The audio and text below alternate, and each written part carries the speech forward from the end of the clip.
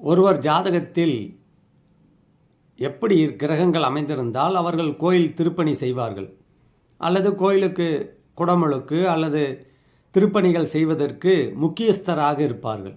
பார்ப்போமா? புலிப்பாணி பாடல் எண் 99.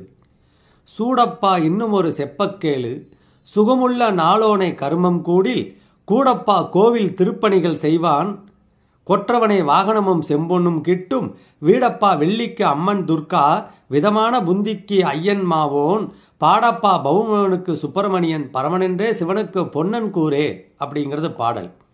4ஆம் இடத்ததிபதி 10ஆம் இடத்துடன் சம்பந்தப்பட்டு அந்த திசாபுத்தியும் நடைமுறைக்கு வந்துவிட்டால் அவர்கள் கோயில் திருப்பணிகள் செய்வதில் ஆர்வமாக முன்னேன்று செயல்படுவார்கள்.